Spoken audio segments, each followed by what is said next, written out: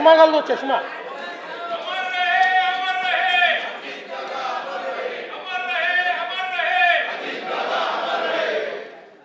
माननीय अध्यक्ष महोदय, मी आज या सभागृहासमोर सन 2026-27 या वर्षाचा अर्थसंकल्प सादर करण्याकरता उभा आहे. हा अर्थसंकल्प केवळ आगामी वर्षाचा जमा खर्च नसून तो विकसित महाराष्ट्र 2047 कडे जाणाऱ्या आपल्या प्रवासाचा एक महत्त्वाचा टप्पा आहे. आपल्या सर्वांचे आराध्य दैवत युगपुरुष छत्रपती शिवाजी महाराज, धर्मवीर स्वराज्य रक्षक छत्रपती संभाजी महाराज, स्वराज्य जननी जिजाऊ माँसाहेब, छत्रपती राजश्री शाहू महाराज, महामानव डॉक्टर बाबासाहेब आंबेडकर, राजमाता पुण्यश्लोक अहिल्यादेवी होळकर, क्रांतिज्योती सावित्रीबाई फुले, साहित्यरत्न लोकशाहीर अण्णाभाऊ साठे या सर्व महामानवांना मी अभिवादन करतो. आधुनिक भारतातील सामाजिक क्रांतीचे अग्रदूत थोर समाजसुधारक ज्योतिराव फुले यांच्या जन्माला 11 एप्रिल 2027 रोजी 200 वर्ष पूर्ण होत आहेत. त्यानिमित्ताने सन 2026-27 या वर्षात महात्मा फुले यांच्या कार्याचा गौरव करण्यासाठी एक समिती स्थापन करून विविध सामाजिक उपक्रम राबविण्यात येतील व त्यासाठी आवश्यक निधी उपलब्ध करून देण्यात येईल. संत गाडगेबाबा यांचे हे 150वे जयंती वर्ष आहे. त्यानिमित्ताने संत गाडगेबाबा यांचे जन्मस्थळ, कर्मभूमी व अंतिम श्रद्धास्थान या ठिकाणांना एकत्रित जोडून संत गाडगेबाबा तीर्थक्षेत्र सर्किट विकसित करण्यात येईल. ग्रामीण भागाच्या सर्वसमावेशक विकासासाठी प्रमुख राज्यस्तरीय अभियाने एकत्रित करून संत गाडगेबाबा ग्राम समृद्धी अभियान राबविण्यात येईल. तसेच संत गाडगेबाबा उन्नत ग्राम योजनेअंतर्गत 75 गावांमध्ये कृत्रिम बुद्धिमत्तेच्या सहाय्याने नागरिकांचे जीवनमान उंचवण्यासाठी पथदर्शी प्रकल्प राबविण्यात येईल. भारतरत्न डॉक्टर बाबासाहेब आंबेडकर यांच्या महाड, जिल्हा रायगड येथील चौदार तळे सत्याग्रहाच्या शताब्दी वर्षानिमित्त तेथील पायाभूत सोयी सुविधांकरता विकास आराखडा तयार करण्यात येईल. महात्मा फुले, संत गाडगेबाबा व डॉक्टर बाबासाहेब आंबेडकर या महामानवांच्या स्मृतीचे हे विशेष वर्ष लक्षात घेता सन 2026-27 हे वर्ष सामाजिक समता व समरसता वर्ष म्हणून साजरे करण्यात येईल. त्यांच्या कार्याचा गौरव करून विविध सामाजिक उपक्रम राबविण्यासाठी आवश्यक निधी उपलब्ध करून देण्यात येईल. हिंदुहृदय सम्राट बाळासाहेब ठाकरे यांच्या जन्मशताब्दी वर्षपूर्तीनिमित्त मी त्यांना अभिवादन करतो. त्यांच्या दादर मुंबई येथील राष्ट्रीय स्मारकाचे पहिल्या टप्प्याचे काम पूर्ण झाले असून दुसऱ्या टप्प्याचे काम जून 2026 पर्यंत पूर्ण करण्याचे नियोजन आहे. तसेच त्यांच्या स्मृतिप्रित्यर्थ काही योजना देखील राज्य सरकार सुरू करणार आहे. त्याचं सविस्तर माहिती पुढे सांगण्यात येईल. कालच जगद्गुरू संत तुकाराम महाराज बीज सोहळा संपन्न झाला. संत तुकाराम महाराजांना वंदन करून देहू येथील राष्ट्रसंत जगद्गुरू संत तुकाराम महाराजांच्या जन्मस्थानाच्या जतन व संवर्धनासाठी विकास आराखडा हाती घेण्याची मी घोषणा करतो. अध्यक्ष महोदय, हे भाषण करताना माझे मन अत्यंत जड झाले आहे. सर्वाधिक वेळा उपमुख्यमंत्रीपद आणि दीर्घकाळ वित्त विभागाची धुरा सांभाळलेले राज्याचे लाडके नेते माननीय अजितदादा पवार आज आपल्यात नाहीत. त्यांच्या जाण्याने राज्याच्या सार्वजनिक जीवनात आणि प्रशासनात कधीही भरून न निघणारी मोठी पोकळी निर्माण झाली आहे. त्यांनी एकूण 11 वेळा राज्याचा अर्थसंकल्प मांडला. अजितदादा व अर्थसंकल्प हे नाते दृढ झाले होते. त्यांच्या करड्या शिस्तीमुळेच महाराष्ट्राची वित्तीय स्थिती कठीण काळातही स्थिर राहिली. काम करणारा माणूस ही त्यांची ओळख आणि त्यांनी दिलेली विकासाची दिशा आजही आपल्याला प्रेरणा देत आहे. त्यांना श्रद्धांजली म्हणून सर्व मान्यवरांशी चर्चा करून त्यांच्या व्यक्तिमत्वाला साजेसे भव्य स्मारक उभारण्यात येईल.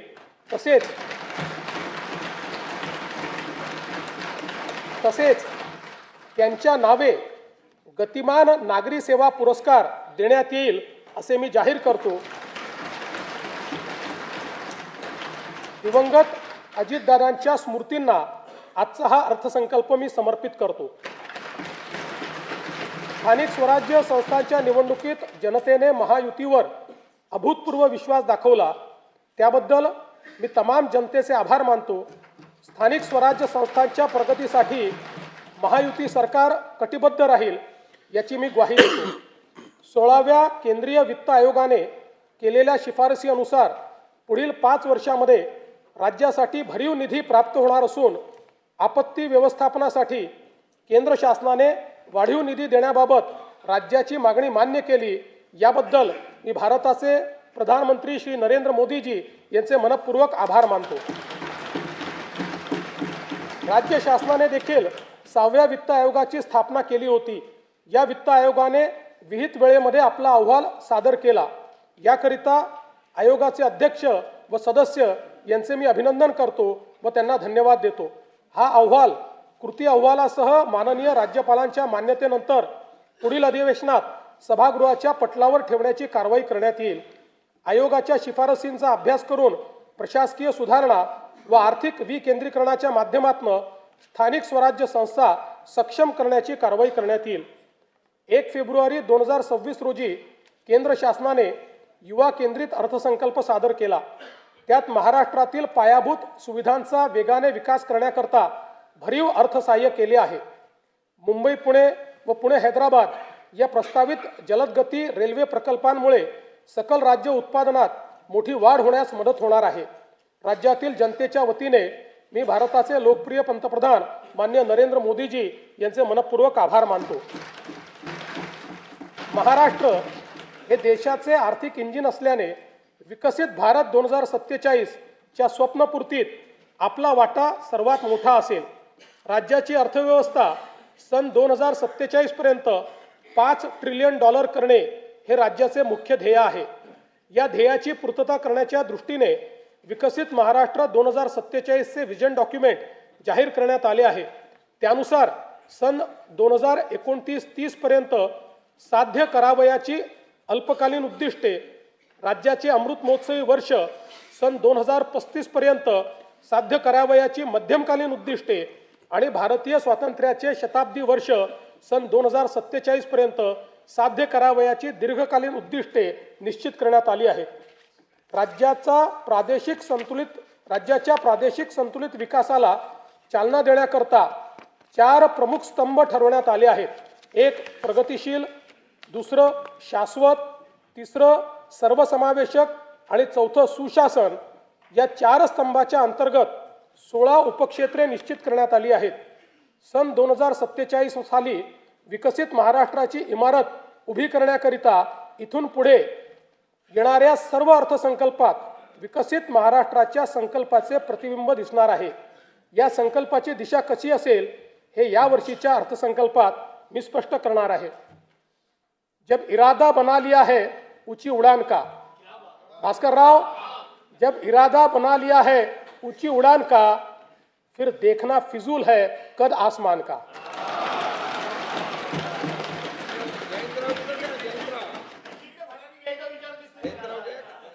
स्तंभ पहिला प्रगतिशील महाराष्ट्र.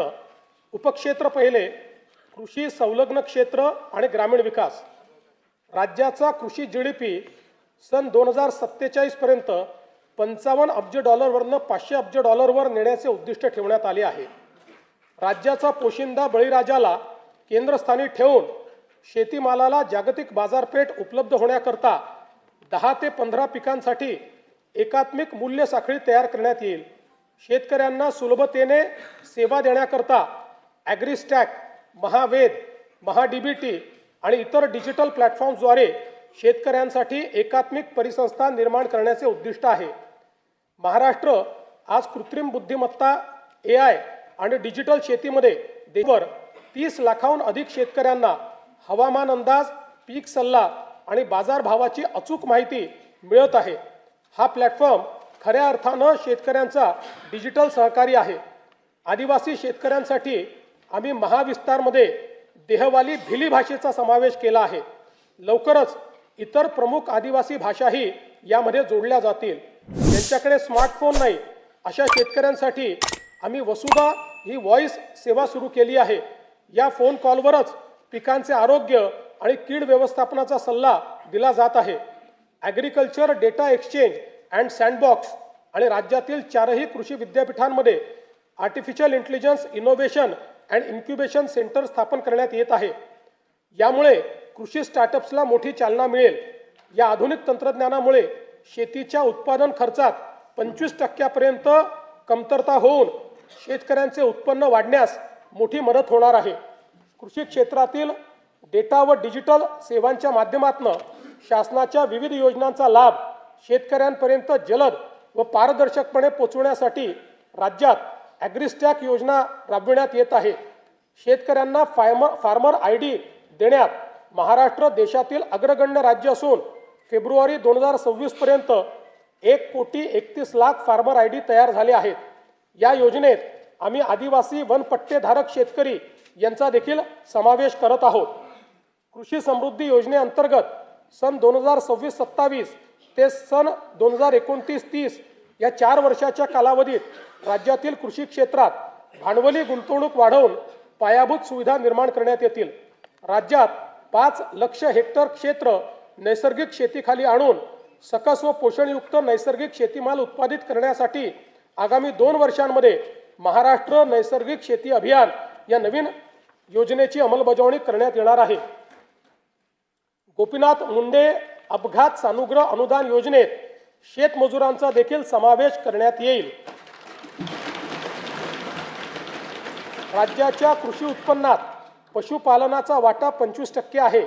ही व्याप्ती वाढवण्यासाठी आम्ही मुख्यमंत्री ग्रामीण पशुधन उद्योजक योजना सुरू करत आहोत। पशुसंवर्धन आणि मत्स्य व्यवसायाला आता कृषी समकक्ष दर्जा देण्यात आला आहे। त्यामुळे या क्षेत्रालाही शेतीप्रमाणे सर्व पायाभूत सुविधा आणि सवलती मिळतील, ज्यामुळे मत्स्य आणि पशुजन्य उत्पादनात मोठी वाढ होईल। संयुक्त राष्ट्र संघटनेने हे वर्ष आंतरराष्ट्रीय महिला शेतकरी वर्ष म्हणून घोषित केले आहे।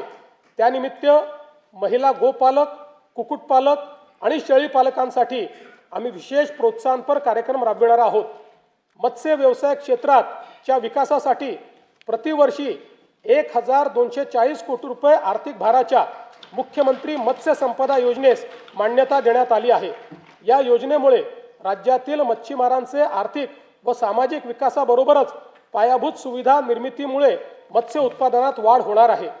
मुख्यमंत्री ग्राम सडक योजना टप्पा 1 अंतर्गत 97% कामे 30,000 किलोमीटरपेक्षा जास्त पूर्ण झाली असून उर्वरित कामे मार्च 2026 पर्यंत पूर्ण करण्याचे नियोजन आहे। टप्पा 2 अंतर्गत 2,450 किलोमीटर रस्त्यांची कामे पूर्ण झाली असून उर्वरित कामे प्रगतीपथावर आहे। आता आम्ही टप्पा 3 घोषित करत असून त्या अंतर्गत 23,000 किलोमीटर लांबीचे रस्ते व पुलांची कामे हाती घेण्यात येतील। ग्रामीण भागातील शेतपालन रस्त्याच्या मजबूतीकरणासाठी पूर्ण यंत्रसामुग्रीच्या साहाय्याने जलद गतीने काम करण्याकरिता सोपी व सुलभ कार्यपद्धती असलेल्या मुख्यमंत्री बळीराजा शेतपालन रस्ते या नवीन योजनेस मान्यता देण्यात आली आहे। प्रधानमंत्री ग्राम सडक या योजनेचा भाग 1 व 2 अंतर्गत 99% कामे 26,758 किलोमीटर रस्ते व 782 पूल पूर्ण झाली आहेत। प्रधानमंत्री ग्राम सडक योजनेचा भाग 3 अंतर्गत 6,331 किलोमीटर लांबीचे 393 रस्त्यांच्या कामापैकी 5,086 किलोमीटर लांबीची 6,673 कामे तसेच 223 पुलांच्या कामांपैकी 57 पुलांची कामे पूर्ण झाली आहेत। उर्वरित कामे प्रगतीपथावर आहेत। प्रधानमंत्री ग्राम सडक योजना भाग 4 अंतर्गत लोकवस्तीशी न जोडलेल्या वाड्या वस्त्या बारमाही रस्त्याने जोडण्याची कामे हाती घेण्यात येणार आहेत। प्रधानमंत्री आवास योजना ग्रामीण टप्पा 2 अंतर्गत सन 2024-25 व 25-26 करिता 27,87,000 मंजूर घरकुलांपैकी 3,57,000 घरकुले पूर्ण झाली असून उर्वरित घरकुलांची कामे प्रगतीपथावर आहेत। या योजनेअंतर्गत आतापर्यंत 33,410 कोटी रुपये इतका खर्च करण्यात आला आहे। प्रधानमंत्री आवास योजना शहरी व ग्रामीण अंतर्गत बांधण्यात येणाऱ्या घरांवर रूफटॉप सोलर लावण्यासाठी अतिरिक्त अनुदान उपलब्ध करून ऊर्जा स्वावलंबन साध्य करण्यात येणार आहे। PM जनमन आवास योजनेअंतर्गत 54,129 घरकुलांना मंजूर देण्यात आली असून 17,929 घरकुलांचे बांधकाम पूर्ण झाले आहे। उपक्षेत्र दुसरे उद्योग। राज्यातील उद्योग क्षेत्राचे स्थूल उत्पन्न सन 2047 पर्यंत 123 अब्ज डॉलरवरून 1500 अब्ज डॉलरपर्यंत वाढविण्याचे उद्दिष्ट आहे। त्याकरिता उच्च क्षमता असलेल्या क्षेत्रांकरिता मूल्य साखळी निर्माण करणे, प्रत्येक उदयोन्मुख जिल्ह्यात मोठे औद्योगिक समूह उभारण्यात येणार आहेत। तसेच सूक्ष्म लघु व मध्यम उद्योगासाठी अर्थसहाय्य देऊन महाराष्ट्र हे जागतिक उत्पादनाचे केंद्र बनविण्यात येणार आहे। राज्याचे नवीन औद्योगिक गुंतवणूक व सेवा धोरण 2025 जाहीर करण्यात आले आहे। 2047 पर्यंत उद्योग क्षेत्राचा स्थूल राज्य उत्पन्नातील वाटा 30% नेण्याचे आमचे ध्येय आहे। यासाठी इन्व्हेस्ट महाराष्ट्र हा एकसंघ डिजिटल प्लॅटफॉर्म विकसित केला जात आहे। थेट परकीय गुंतवणुकीत महाराष्ट्र देशात अव्वल आहे। राज्यात प्रत्येक जिल्ह्यात सूक्ष्म लघु व मध्यम उद्योग केंद्रे स्थापन केली जातील। या धोरणातून सुमारे 50 लाख प्रत्यक्ष रोजगार निर्माण होईल। याकरिता सूक्ष्म व लघु उद्योगासाठी आयुक्तालय व सेवा क्षेत्रासाठी आयुक्तालय स्थापन करण्याची मी घोषणा करीत आहे। केंद्र शासनाकडून नवी दिल्ली येथे आयोजित राष्ट्रीय एक जिल्हा एक उत्पादन पुरस्कार 2025 सोहळ्यामध्ये महाराष्ट्र राज्याला सुवर्ण पुरस्काराने सन्मानित करण्यात आलं आहे। तसेच राज्यातील रत्नागिरी, नागपूर, अमरावती, अकोला व नाशिक या जिल्ह्यांना राष्ट्रीय पुरस्कार प्राप्त झाले आहेत। नीती आयोगाकडून जाहीर करण्यात आलेला निर्यात सिद्धता निर्देशांक 2024 यामध्ये महाराष्ट्र राज्याला प्रथम स्थान प्राप्त झाले आहे। महाराष्ट्र बांबू उद्योग धोरण 2025 जाहीर करण्यात आले आहे। या अंतर्गत 50,000 कोटीपेक्षा जास्त रकमेची गुंतवणूक आकर्षित करण्यात येणार असून 5 लाख प्रत्यक्ष आणि अप्रत्यक्ष रोजगार निर्माण करण्याचे उद्दिष्ट आहे। एशियाई विकास बँक अर्थसहाय्यित सुमारे 4,271 कोटी रुपयांच्या बांबू विकास प्रकल्पाअंतर्गत औष्णिक विद्युत प्रकल्पात बांबू बायोमासचा वापर वाढविणे तसेच GIS, ब्लॉकचेन, टिश्यू कल्चर इत्यादीच्या माध्यमातून बांबू मूल्य साखळीचा विकास करण्याचे नियोजन आहे। स्टील हब म्हणून उदयास येत असलेल्या गडचिरोली जिल्ह्यात लोह खनिजावर आधारित विशाल व अतिविशाल स्टील उद्योगांच्या माध्यमातून सुमारे 2,62,000 कोटी रुपये गुंतवणूक व 70,000 पेक्षा जास्त रोजगार निर्मिती अपेक्षित आहे। गडचिरोली जिल्ह्यातील खनिज संपत्तीची वाहतूक सुरळीत होण्याकरता आणि जिल्ह्याच्या विकासाला गती देण्याच्या दृष्टीने रस्ते विकास कार्यक्रम हाती घेण्यात आला आहे। तसेच जिल्ह्यातील जैवविविधता संवर्धनासाठी विशेष मोहीम हाती घेण्यात आली असून 5 कोटी वृक्ष लागवड करण्यात येते आहे। राज्यातील नवीन महाराष्ट्र रत्ने व आभूषणे धोरण 2025 जाहीर करण्यात आले आहे। या अंतर्गत 1 लाख कोटी रुपयाची गुंतवणूक व 5 लाख रोजगार निर्मिती करण्याचे उद्दिष्ट निश्चित करण्यात आले आहे। उपक्षेत्र तिसरे सेवा क्षेत्र। राज्यात सेवा क्षेत्राचे स्थूल उत्पन्न सन 2047 पर्यंत 312 अब्ज डॉलरवरून 3,000 अब्ज डॉलरपर्यंत नेण्याचे महत्त्वाकांक्षी उद्दिष्ट ठेवण्यात आले आहे। मुंबई आणि पुण्याला 50 अब्ज डॉलरचे मीडिया टेक आणि AVGC केंद्र बनवणे, 30 लाखाहून अधिक रोजगार निर्मिती करण्यासाठी जागतिक क्षमता केंद्र स्थापन करणे तसेच नव उपक्रम शहरांची उभारणी करण्याचे उद्दिष्ट ठेवण्यात आले आहे। महाराष्ट्र राज्याला ॲनिमेशन, गेमिंग आणि व्हिज्युअल इफेक्ट्स AVGC क्षेत्रात जगात अव्वल बनवण्यासाठी AVGC XR धोरण 2025 जाहीर केले आहे। याद्वारे राज्यात 295 पेक्षा जास्त स्टुडिओ, विशेष पार्क्स आणि स्टार्टअप्सला प्रोत्साहन दिले जाईल। मागील वर्षी केंद्र व राज्य शासन यांच्या संयुक्त विद्यमाने मुंबईत जागतिक दृकश्राव्य मनोरंजन परिषद वेव्स यशस्वीपणे संपन्न झाली। या क्षेत्रातील उच्च दर्जाच्या शिक्षणासाठी मुंबईमध्ये केंद्र सरकारच्या मदतीने Indian institute of creative technology सुरू करण्यात आली आहे। विकसित महाराष्ट्र 2047 या दृष्टिकोनाशी सुसंगत महाराष्ट्र जागतिक क्षमता केंद्र GCC धोरण 2025 तयार करण्यात आले आहे। मला सांगताना आनंद वाटतो की महाराष्ट्रातील पुणे हे GCC साठी देशातील सर्वाधिक पसंतीचे स्थान ठरत आहे। राज्यात या धोरणाच्या माध्यमातून 400 नवीन जागतिक क्षमता केंद्र स्थापन करण्यात येणार असून 4 लाख उच्च कुशल नोकरीच्या संधी निर्माण करण्याचे उद्दिष्ट आहे। उपक्षेत्र चौथे पर्यटन, राज्यात येणाऱ्या पर्यटकांची संख्या सन 2047 पर्यंत वार्षिक 16 कोटीहून 38 कोटीपर्यंत वाढवण्याचे उद्दिष्ट आहे। त्याकरिता मुंबई, सिंगापूर आणि दुबईमध्ये पर्यटन गुंतवणूक कक्ष सुरू करणे, खासगी गुंतवणूक आकर्षित करून जागतिक दर्जाची पर्यटन स्थळे व पर्यटन परिपथ विकसित करणे, तसेच प्रवास 100% डिजिटाइज करून पर्यटन परिसंस्था निर्माण करण्याचे उद्दिष्ट ठेवण्यात आले आहे। महाराष्ट्र पर्यटन विकास महामंडळाच्या सुवर्ण महोत्सवी वर्षानिमित्त निवडक 50 पर्यटन स्थळी पायाभूत सुविधा अत्याधुनिक करण्यासाठी प्रादेशिक पर्यटन विकास योजनेतून प्राधान्याने निधी उपलब्ध करून देण्यात येईल। सातारा जिल्ह्यातील सह्याद्री पर्वत रांगांमध्ये वसलेला वासोटा किल्ला हा छत्रपती शिवाजी महाराजांच्या शौर्याचे आणि रणनीतीचे प्रतीक आहे। पर्यटकांच्या सुरक्षित, सुलभ व पर्यावरणपूरक प्रवेशाकरता मुनावळे ते वासोटा किल्ला रोपवे प्रकल्प करण्याचे नियोजित करण्यात आले आहे। नाशिक येथे रामकाल पथ विकास प्रकल्पाअंतर्गत करण्यात येणारी कामे प्रगतीपथावर आहेत। राज्यातली तिसरी चित्रनगरी नवरगाव तालुका रामटेक जिल्हा नागपूर येथे विकसित करण्यात येणार आहे। रामटेक येथे रामसृष्टी व कालिदास सृष्टी उभारण्यात येईल।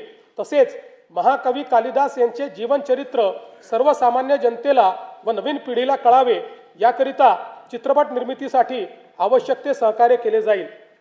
देशातील एकूण 12 ज्योतिर्लिंगांपैकी राज्यात असलेल्या 5 ज्योतिर्लिंगांच्या तीर्थक्षेत्र विकास आराखड्याची प्रभावी व तात्काळ अंमलबजावणी करण्यासाठी भारतीय प्रशासकीय सेवेतील 5 वरिष्ठ अधिकाऱ्यांकडे नियमित आढावा, समन्वय व नियंत्रण करण्याची जबाबदारी सोपवण्यात आली आहे। पंढरपूर मंदिर विकास आराखड्याच्या पहिल्या टप्प्यातील कामे पूर्णत्वाच्या मार्गावर असून पुढील विकास कामांचे नियोजन प्रगतीत आहे। महानुभाव पंथीयांच्या विविध धार्मिक स्थळांच्या ठिकाणी पायाभूत सुविधांचा विकास करण्याची कामे प्रगतीपथावर असून त्याकरिता आवश्यक निधी उपलब्ध करण्यात येईल। स्तंभ दुसरा शाश्वत, उपक्षेत्र पहिले शाश्वत शहरी विकास 2047 पर्यंत राज्याची नागरी लोकसंख्या 70% होणार असून स्थूल राज्य उत्पन्नात या घटकाचे 75 ते 80% योगदान असणार आहे। राज्यात शाश्वत शहरी विकास करण्याकरता 10 पेक्षा जास्त सक्षम प्रादेशिक विकास प्राधिकरणे स्थापन करणे, 50 पेक्षा अधिक सुनियोजित बहुउपयोगी शहरी समूह विकसित करणे, वाहतूक केंद्रित विकास तसेच शहरी स्थानिक स्वराज्य संस्थांच्या सेवा 100% डिजिटाइज करण्याचे नियोजन आहे। मुंबई महानगर प्रदेशाची अर्थव्यवस्था 2030 पर्यंत $140 अब्ज वरून $300 अब्ज पर्यंत नेण्याचे उद्दिष्ट ठेवण्यात आले आहे। वडाळा येथे जागतिक दर्जाचे स्टार्टअप आणि इनोव्हेशन हब स्थापन करण्यासाठी 130 एकर जमीन वाटप करण्यात आली आहे। मुंबई अहमदाबाद बुलेट ट्रेन मार्गातील ठाणे ते तलासरी मधील 3 स्थानकाचे काम 2027 अखेर पूर्ण होणार आहे। बुलेट ट्रेन प्रकल्पाद्वारे निर्माण होणाऱ्या आर्थिक मूल्याचा फायदा घेण्यासाठी विरार, बोईसर आणि ठाणे बुलेट ट्रेन स्थानकाभोवतीच्या क्षेत्राच्या विकासाकरता बृहद आराखडा तयार करण्यात येईल।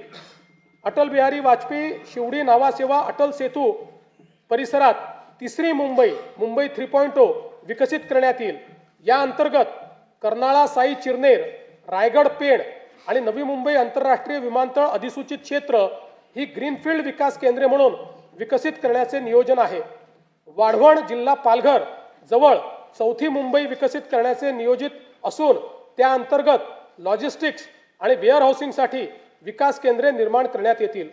झोपडपट्टी पुनर्वसन प्राधिकरणामार्फत मुंबई महानगर प्रदेशातील 20 लाख झोपडपट्टीधारकांच्या घरांच्या पुनर्विकासासाठी तसेच भाडे तत्वावरील घरांसह 10 लाख परवडणारी घरे विकसित करण्यासाठी बृहद आराखडा तयार करण्यात येत आहे। मुंबई महानगर प्रदेशात नवीन बेकायदेशीर बांधकामे होणार नाहीत याची खात्री करण्यासाठी GIS आधारित मॅपिंगचा वापर करून नो न्यू स्लम फ्रेमवर्क विकसित करण्यात येणार आहे। सदर फ्रेमवर्क पुढे इतर शहरात देखील लागू करण्यात येईल।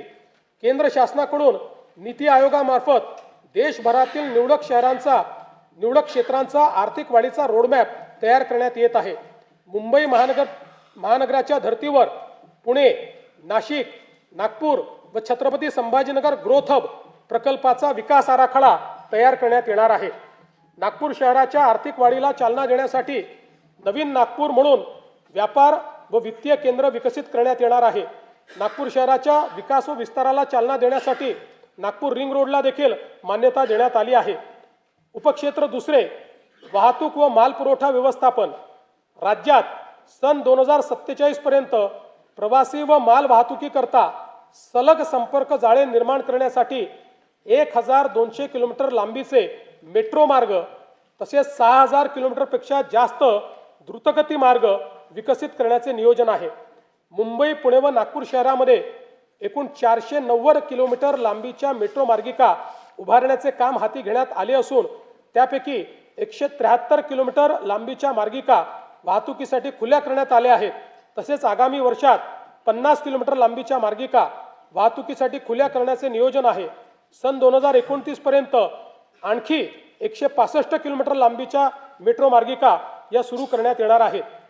वडाळा ते gateway of India Mumbai metro मार्गिका 11 हा 23,487 कोटी रुपये किमतीचा पूर्णतः भूमिगत प्रकल्प हाती घेण्यात आला आहे। या प्रकल्पाचा विस्तार धारावी पुनर्वसन प्रकल्पातून पुढे वांद्रे उपनगरीय स्थानक व वांद्रे टर्मिनस पर्यंत करण्याचे नियोजन आहे। मुंबई विमानतळ आणि नवी मुंबई विमानतळ यांना जोडणारा मुंबई मेट्रो मार्ग 8 हा 22,862 कोटी रुपये किमतीचा प्रकल्प हाती घेण्यात येणार आहे।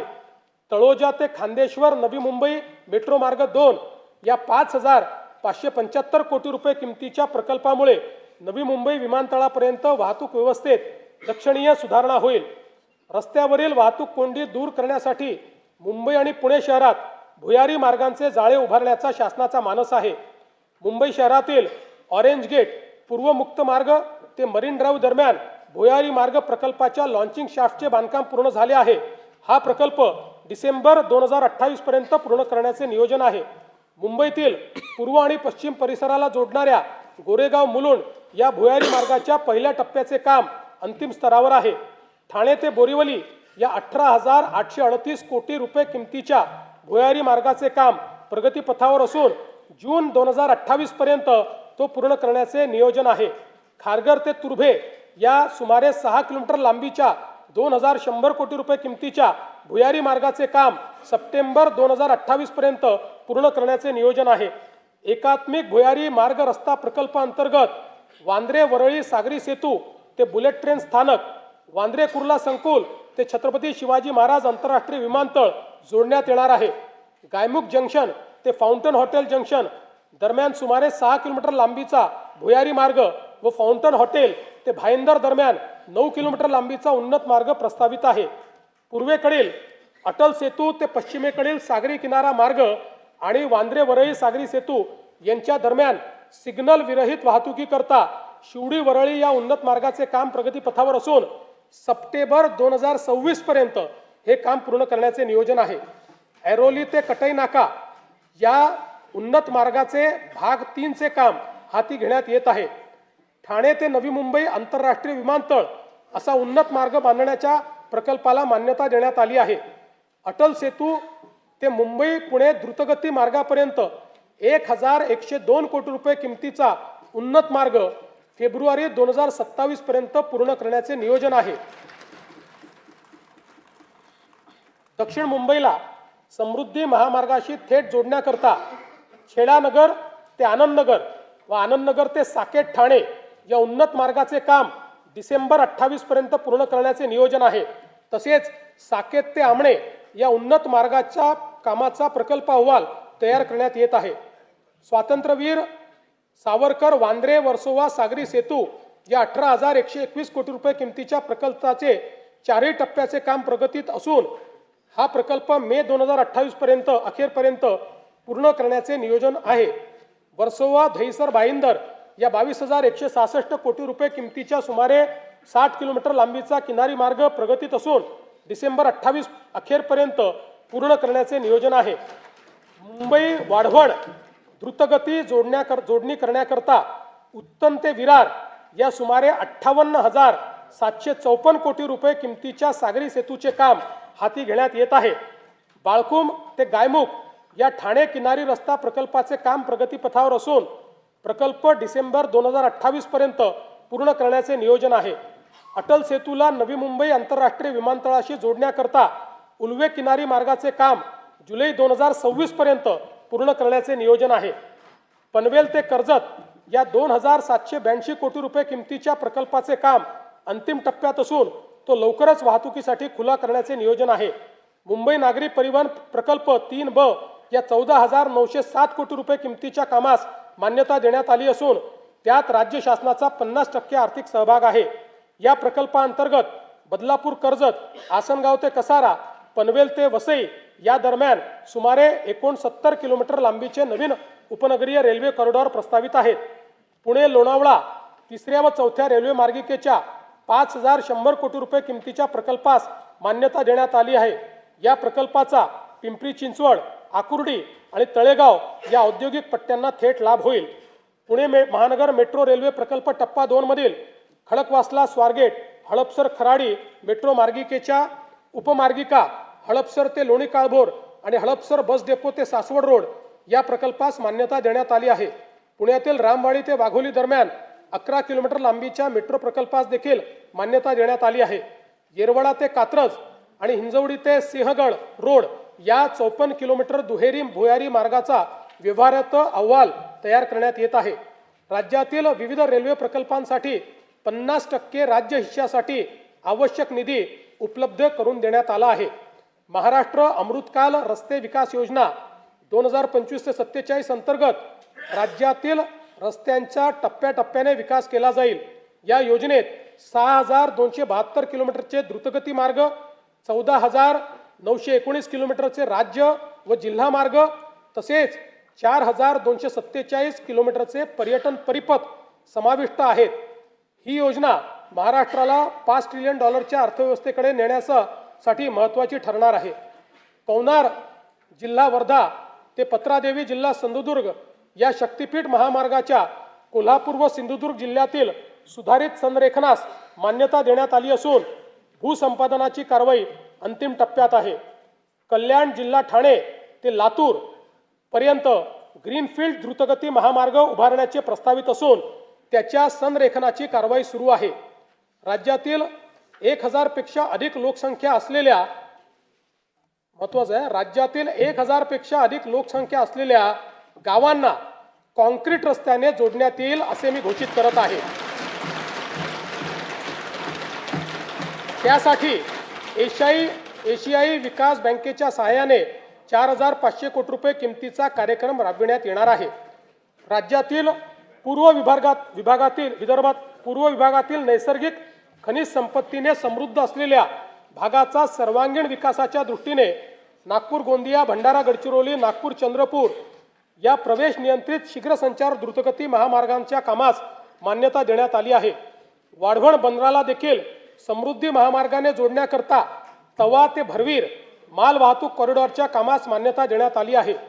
पुणे ते शिरूर हे 53 किलोमीटर लांबीचे 7,514 कोटी रुपये किमतीचे उन्नत मार्गाचे काम मंजूर करण्यात आले आहे।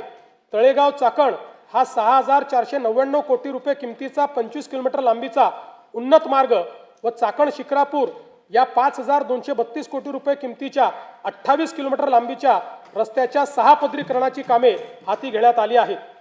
पुणे ते छत्रपती संभाजीनगर जलद व सुलभ प्रवासासाठी शिरूर ते छत्रपती संभाजीनगर या 192 किलोमीटर लांबीच्या 14,886 कोटी रुपये किमतीच्या ग्रीनफील्ड महामार्गाचा प्रकल्प अहवाल तयार करण्यात येत आहे।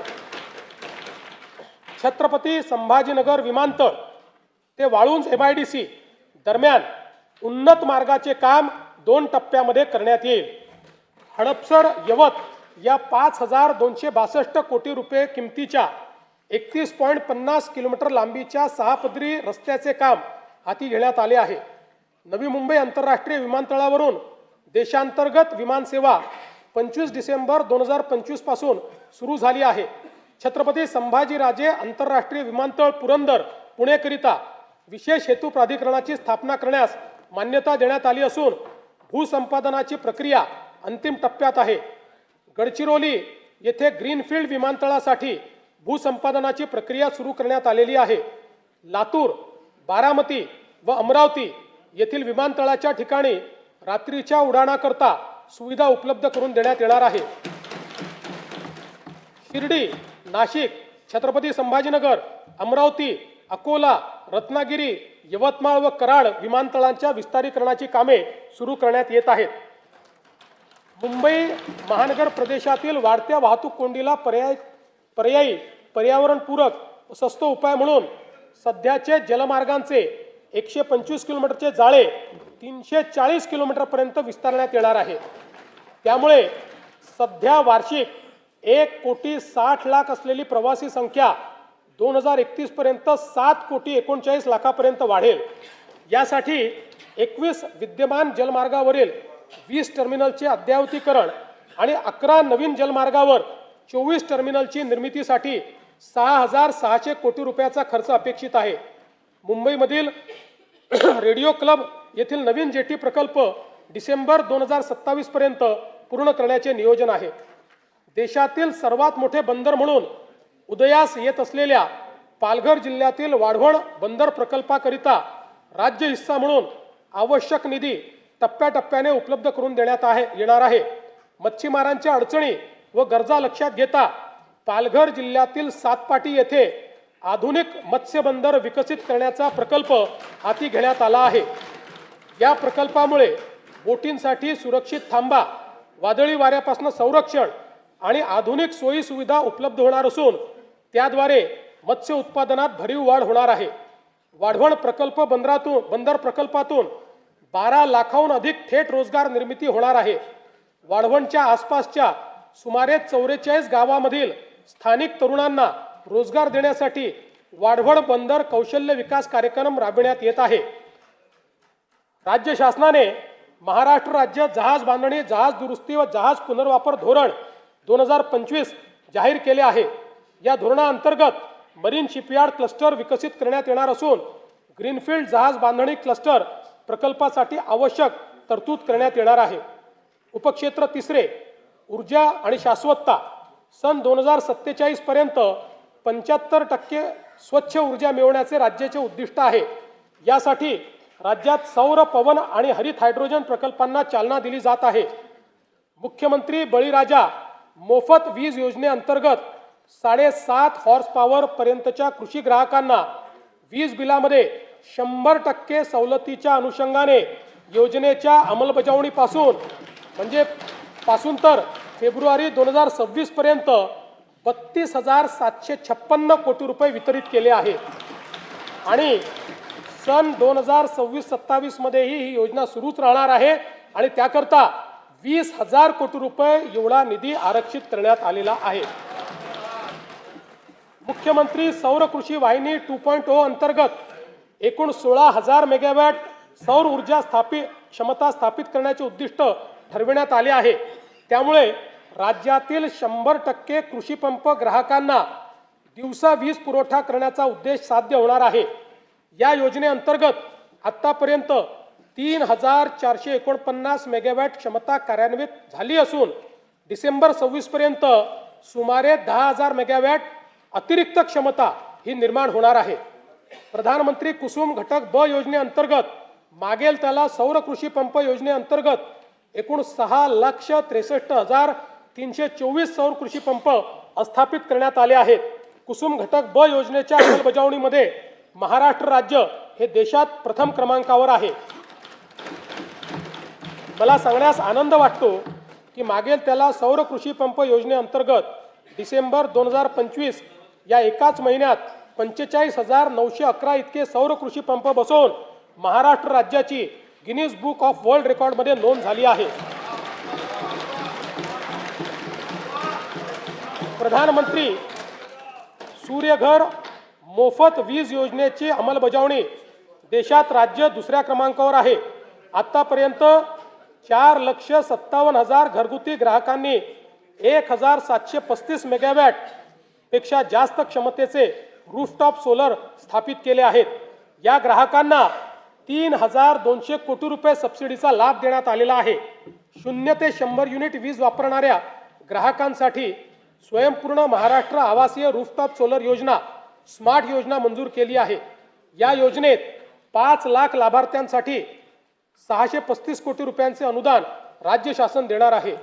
राज्याची पुढील 10 वर्षाची स्वच्छ व पर्यावरणपूरक ऊर्जेची गरज विचारात घेता महाराष्ट्र नवीनीकरणीय ऊर्जा आणि ऊर्जा साठवणूक धोरण 2025 ते 35 जाहीर करण्यात आले आहे। त्या अंतर्गत सन 2029 पर्यंत 50% आणि 35 पर्यंत 65% हरित ऊर्जा प्राप्त करून घेण्याचे उद्दिष्ट आहे। या धोरणामुळे राज्यात 3 लाख कोटी रुपयाची गुंतवणूक अपेक्षित असून राज्याला वस्तू व सेवा कराच्या माध्यमातून 15,600 कोटी रुपयाचे उत्पन्न मिळणार आहे। उदंचन जलविद्युत प्रकल्प विकासनाच्या धोरणाअंतर्गत आतापर्यंत एकूण 55 उदंचन प्रकल्पांसाठी सामंजस्य करार करण्यात आले असून याद्वारे 78,215 मेगावॅट वीज निर्मिती अपेक्षित आहे। या प्रकल्पातून 4,16,000 कोटीची गुंतवणूक व 1,28,000 रोजगार निर्मिती होणार आहे। सध्या परिस्थितीत 6 प्रकल्पांचे काम सुरू झाले असून त्यातून 10,300 मेगावॅट क्षमता निर्माण होणार आहे। राष्ट्रीय वन धोरण 1988 अनुसार राज्याच्या एकूण भौगोलिक क्षेत्रापैकी किमान 33% क्षेत्र वन व वृक्ष आच्छादित असणे अपेक्षित आहे। पर्यावरण संवर्धन, हवामानाच्या बदलाशी लढा आणि ग्रामीण रोजगार निर्मिती या त्रिसूत्रीवर महाराष्ट्रातील हरित क्षेत्र वाढविण्यासाठी 300 कोटी वृक्ष लागवडीची मोहीम हाती घेण्यात येईल। उपक्षेत्र 4 पाणी व्यवस्थापन सन 2047 पर्यंत पाण्याची लागणारी गरज विचारात घेऊन ग्रामीण व शहरी भागात विहित मानकानुसार पाणी उपलब्धतेची सुनिश्चिती केली जाईल। प्रत्येक नागरी व ग्रामीण स्थानिक स्वराज्य संस्थेचे जललेखा परीक्षण करून शाश्वत पाणी वापर संस्था निर्माण करण्याचे उद्दिष्ट आहे। डिजिटल, प्रमाणित आणि ऑनलाईन जलसंपत्तीची माहिती प्राप्त होण्याकरता राज्य जल माहिती केंद्र स्थापन करण्यात येणार आहे। या केंद्राची इमारत नाशिक येथे प्रस्तावित असून या केंद्रासाठी एकूण 71 कोटी 20 लक्ष रुपये इतका खर्च अपेक्षित आहे। वैनगंगा नळगंगा नदीजोड योजनेच्या 94,968 कोटी रुपये किमतीच्या प्रकल्पास प्रशासकीय मान्यता देण्यात आली आहे। वैतरणा व उल्हास खोऱ्यातील 54 TMC अतिरिक्त पाणी गोदावरी खोऱ्यात वळवण्याचे प्रस्तावित असून सविस्तर प्रकल्प अहवाल तयार करण्याची कारवाई सुरू आहे। दमणगंगा वैतरणा गोदावरी नदीजोड प्रकल्पाच्या 13,497 कोटी रुपये किमतीच्या कामास प्रशासकीय मान्यता देण्यात आली आहे। नार पार गिरणा नदीजोड प्रकल्पाच्या 7,465 कोटी रुपये किमतीच्या कामास प्रशासकीय मान्यता देण्यात आली आहे। दमणगंगा एकदरे गोदावरी नदीजोड प्रकल्पाच्या एकूण 2,213 कोटी रुपयाच्या कामास मान्यता देण्यात आली आहे। बारामती व पुरंदर तालुक्यातील अवर्षण प्रवण भागातील क्षेत्रास पिण्यासाठी व सिंचनासाठी पाणी उपलब्ध करून देण्याकरता नीरा करहा नदीजोड प्रकल्प राबविण्यात येईल।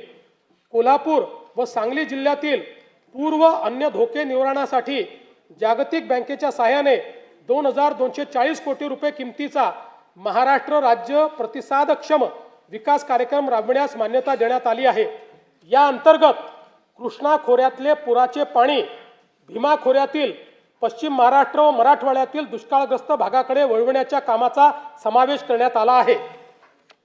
हवामानाचा अंदाज व्यक्त करणाऱ्या अनेक संस्थांनी सन 2026 मध्ये अल निनोच्या संभाव्य प्रभावामुळे मान्सूनच्या पावसावर परिणाम होऊन दुष्काळ सदृश्य परिस्थिती निर्माण होण्याची शक्यता व्यक्त केली आहे। गंभीर आहे आपल्याकरता। या दृष्टीने पिण्याचे पाणी राखून ठेवणे तसेच जलयुक्त शिवार अभियान आणि जलसंधारण योजनाच्या माध्यमातून पाण्याचे संवर्धन व वैरण विकासाकरिता प्राधान्याने उपाययोजना करण्यात येत आहे। जागतिक बँकेच्या सहाय्याने राज्यातील शहरांमध्ये 5,860 कोटी रुपये किमतीचा महाराष्ट्र नागरी जलपुरवठा सांडपाणी व्यवस्थापन व पुनर्वापर प्रकल्प राबविण्याचे नियोजन आहे। या कार्यक्रमाअंतर्गत नागरी सांडपाण्यावर 100% प्रक्रिया करून प्रभावी पुनर्वापर करण्यात येणार आहे। स्तंभ तिसरा, सर्वसमावेशक उपक्षेत्र पहिले, सामाजिक न्याय व कल्याण। विजन डॉक्युमेंट 2047 द्वारे सर्वसमावेशक विकास साधताना समाजाच्या प्रत्येक घटकाच्या उन्नतीसाठी प्रयत्न करण्यात येत आहेत। सर्व बालकांसाठी सुरक्षित आणि पोषणक्षम वातावरणाची हमी, महिला नेतृत्वाखालील उद्योजकता वाढविणे, ज्येष्ठ नागरिकांना आरोग्यदायी, सुरक्षित व सन्मानजनक जीवनाची खात्री तसेच शाश्वत व वैविध्यपूर्ण उपजीविका निर्माण करण्याचे उद्दिष्ट आहे। महत्त्वाचा विषय पाणी पिऊन घेतो। पाणी कुठे ठेवलं माझं?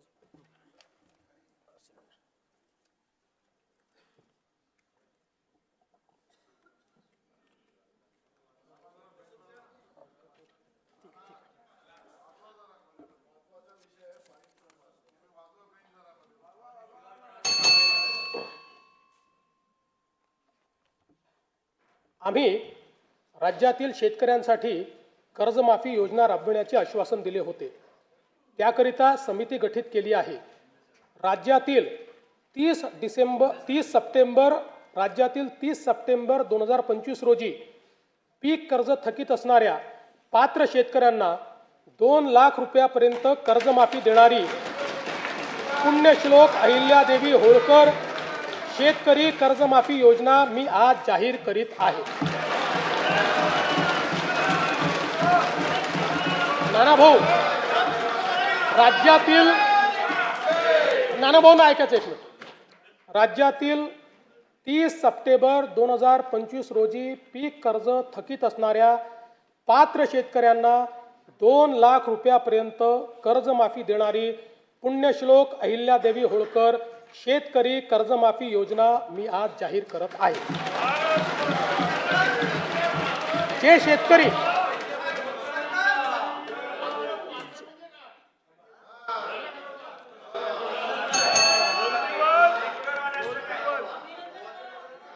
तुम्ही पण जाहीर केले तर पात्रच म्हटलं होतं, पात्रच म्हणावं लागतं, अपात्रांना देता येत नाही। ऐका पुढे, अजून संपलं नाही आहे। अरे अजून संपलं नाही, थांबा रे बाबा, शांत बसा, शांत बसा। जे शेतकरी कर्ज घेऊन नियमित परतफेड करतात अशा शेतकऱ्यांना प्रोत्साहन देण्याच्या हेतूने नियमित कर्ज परतफेड केलेली असल्यास अशा पात्र शेतकऱ्यांना 50,000 रुपयापर्यंत प्रोत्साहनपर लाभ देण्यात येईल। कर्जमाफी तसेच प्रोत्साहनपर लाभ देण्याबरोबर कोकणाला हे जास्त महत्त्वाचं आहे, कारण कोकणातले लोक सगळे कर्ज परत करतात। कर्जमाफी तसेच प्रोत्साहनपर लाभ देण्याबरोबरच राज्यातील बँकिंग यंत्रणा सक्षम असावी यासाठी समितीच्या शिफारसीतील निकषानुसार निर्णय घेण्यात येईल। शेतकरी वारंवार कर्जबाजारी न होता त्याला कायमस्वरूपी कर्जमुक्त करण्याचा शासनाचा संकल्प असून याबाबत समितीच्या शिफारसी अनुसार दीर्घकालीन उपाययोजना करण्यात येत आहेत। अनुसूचित जाती घटकांच्या सर्वांगीण विकासासाठी राजश्री शाहू महाराज शिष्यवृत्ती योजना, विद्यार्थी वसतिगृहे, भारतरत्न डॉक्टर बाबासाहेब आंबेडकर कृषी स्वावलंबन योजना, लोक साहित्यरत्न लोकशाहीर अण्णाभाऊ साठे नागरी वस्ती सुधार योजना इत्यादी योजना राबविण्यात येत आहेत। महात्मा फुले मागासवर्गीय विकास महामंडळ, साहित्यरत्न लोकशाहीर अण्णाभाऊ साठे विकास महामंडळ, संत रोहिदास चर्मोद्योग आणि चर्मकार विकास महामंडळाद्वारे अनेक योजना राबविण्यात येत आहेत। सन 2026-27 मध्ये अनुसूचित जाती घटक कार्यक्रमाअंतर्गत 23,150 कोटी रुपये इतका नियतव्यय प्रस्तावित आहे। माननीय सर्वोच्च न्यायालयाच्या आदेशानुसार राज्यातील अनुसूचित जातींच्या आरक्षणाचे उपवर्गीकरण करण्याकरिता प्रारूप आराखडा करण्याच्या दृष्टीने समिती गठीत करण्यात आली आहे। समितीचा अहवाल लवकरच अपेक्षित असून शिफारसीनुसार समुचित लाभ देण्याची पुढील आवश्यक कारवाई करण्यात येईल। आदिवासी समाजाच्या सर्वांगीण विकासासाठी राणी दुर्गावती महिला सक्षमीकरण योजना, शबरी आदिवासी वित्त व विकास महामंडळ, डॉक्टर APJ अब्दुल कलाम अमृतहार योजना, नमो आदिवासी स्मार्ट शाळा अभियान, आदर्श आश्रम शाळा, भगवान बिरसा मुंडा जोड रस्ते योजना, ठक्कर वापा आदिवासी विकास योजना तसेच पंडित दीनदयाल उपाध्याय स्वयं योजना आदी कार्यक्रम राबविण्यात येत आहेत. बिरसा मुंडा कृषी क्रांती योजनेत विंधन विहिरी व सौर पंप हा घटक वनक्षेत्रालगतच्या गावातील आदिवासी शेतकऱ्यांना अनुज्ञेय करण्यात आला आहे. कातकरी, कोलाम आणि माडिया या आदिम जमाती तसेच पारधी समाजाच्या सर्वांगीण विकासासाठी विशेष पॅकेजद्वारे निधी राखीव ठेवण्यात येणार आहे. सन 2026-27 मध्ये आदिवासी घटक कार्यक्रमाकरता 21,723 कोटी रुपये इतका नियतव्यय प्रस्तावित आहे. इतर मागासवर्ग, विमुक्त जाती, भटक्या जमाती तसेच विशेष मागास प्रवर्गातील समाजाच्या सर्वांगीण विकासासाठी वसंतराव नाईक विमुक्त जाती व भटक्या जमाती विकास महामंडळ, महाराष्ट्र राज्य इतर मागासवर्गीय वित्त आणि विकास महामंडळाअंतर्गत विविध योजना राबविण्यात येत आहेत. ऊसतोड कामगारांच्या मुलामुलींसाठी संत भगवान बाबा शासकीय वसतिगृह योजना, आश्रमशाळा, विद्यानिकेतन, क्रांतीज्योती सावित्रीबाई फुले शिष्यवृत्ती योजना, डॉक्टर पंजाबराव देशमुख वसतिगृह योजना, वसंतराव नाईक तांडा वस्ती सुधार योजना आदी कार्यक्रम राबविण्यात येत आहेत. धनगर व गोवारी समाजातील लाभार्थ्यांसाठी विविध योजना राबवण्यात येत आहेत. या सर्व योजनांकरता पुरेसा निधी उपलब्ध करून देण्यात येईल. विविध समाज घटकांसाठी रोजगाराभिमुख प्रशिक्षण कार्यक्रम, विद्यार्थ्यांना अधिछात्रवृत्ती तसेच संशोधनाचे काम करण्यासाठी सारथी, बार्टी, आरटी, TRTI, महाज्योती, वनारटी, अमृत आणि मार्टी या संस्था कार्यरत आहेत. या सर्व संस्थांसाठी पुरेशी तरतूद करण्यात आली आहे. तृतीयपंथीयांच्या सर्वांगीण विकासासाठी धोरण जाहीर करण्यात आले असून त्यांच्या स्वयंरोजगार व व्यवसायासाठी बीज भांडवल उपलब्ध करून देण्यास मान्यता देण्यात आली आहे. दिव्यांग व्यक्तींना गुणवत्तापूर्ण व्यावसायिक कौशल्य प्रशिक्षण देऊन रोजगारक्षम करण्याकरता व स्वावलंबन वाढवण्यासाठी राज्यात 36 कौशल्य विकास व उद्योजकता विकास केंद्रे स्थापन करण्यात येणार असून तसेच दिव्यांग लाभार्थ्यांना देण्यात येणारे अर्थसहाय्य यापूर्वीच महिना 1,500 वरून 2,500 रुपयापर्यंत करण्यात आले आहे. दिव्यांगांना शासकीय लाभाच्या सर्व सेवा सुविधा एकाच प्लॅटफॉर्मवर देण्यासाठी दिव्यांग सहाय्यक संकेतस्थळ कार्यान्वित करण्यात आले आहे. दिव्यांगांकरता जिल्हा वार्षिक योजनेअंतर्गत 1% निधी राखून ठेवण्याकरिता निकष निश्चित करण्यात आले आहेत. केंद्र शासनाने जुने सर्व कामगार कायदे पुनर्रचित करून 4 नवीन कामगार संहिता अंमलात आणल्या आहेत. राज्यातील कामगारांचे हित जोपासण्याकरता या कामगार संहितांची राज्यात प्रभावीपणे अंमलबजावणी करण्यात येईल. राज्याच्या संतुलित, सर्वांगीण व गतिमान विकासासाठी आकांक्षित जिल्हा व आकांक्षित तालुका कार्यक्रमाचा राज्य योजनेअंतर्गत विस्तार करण्यात येत आहे. सध्याच्या गडचिरोली, नंदुरबार, धाराशिव व वाशिम या आकांक्षित जिल्ह्यांसोबत हिंगोली, जालना, पालघर, बीड व धुळे आणि परभणी या 6 नवीन आकांक्षित जिल्ह्यांचा समावेश करण्यात येईल. या 10 जिल्ह्यातील 77 तालुके तसेच उर्वरित जिल्ह्यातील 100 आकांक्षित तालुक्यांचा गतिमान विकास करण्यात येणार आहे. सिंधुदुर्ग व रत्नागिरी या दोन जिल्ह्यांच्या सर्वांकष विकासासाठी सिंधुरत्न समृद्धी योजना सन 2024-25 पर्यंत 3 वर्षासाठी राबविण्यात आली होती.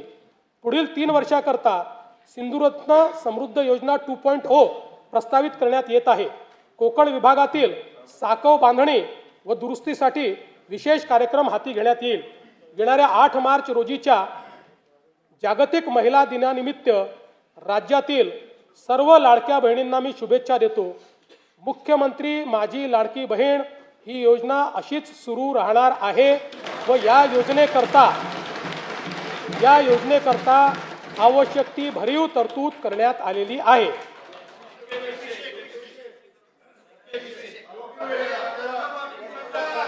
काळजी करू नका. तुमच्या मनातली एक एक गोष्ट आम्हीच पूर्ण करतोय, आम्हीच करत राहणार आहे.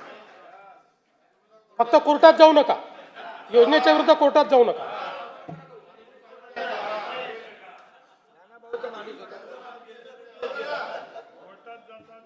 सध्या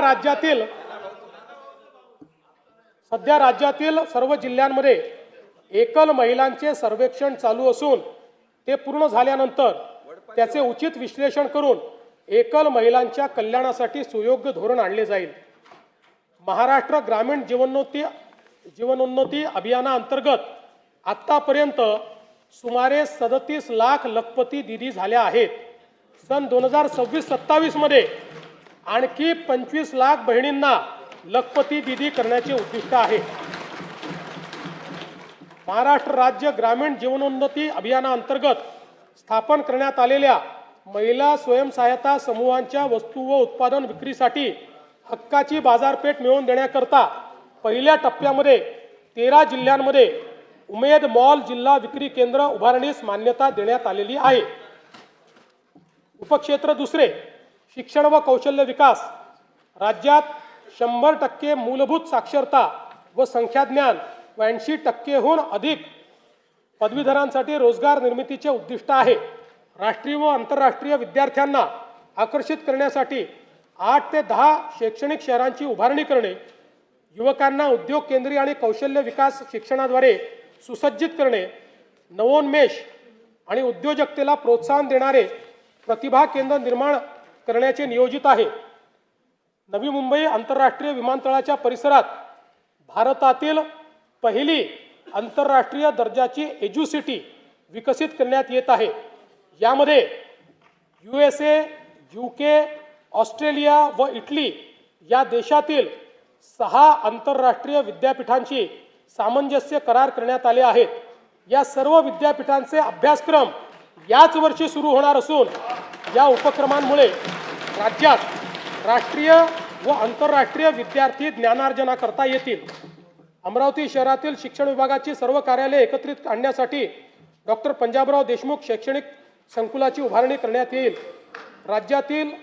राज्यस्तरीय विज्ञान प्रदर्शनात विशेष प्रावीण्य मिळविणाऱ्या विद्यार्थ्यांचे मनोबल वाढविण्यासाठी आपण बक्षीस रकमेत मोठी वाढ केली आहे.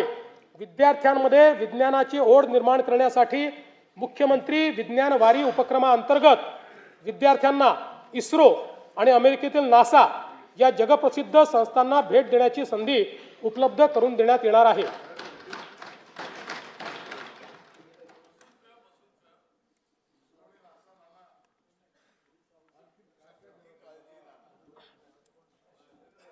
जागतिक बँकेच्या सहकार्याने आपण दक्ष हा महत्त्वाकांक्षी प्रकल्प राबवत असून या अंतर्गत महिमा Maharashtra agency for holistic international mobility and advancement या संस्थेची स्थापना केली जाईल.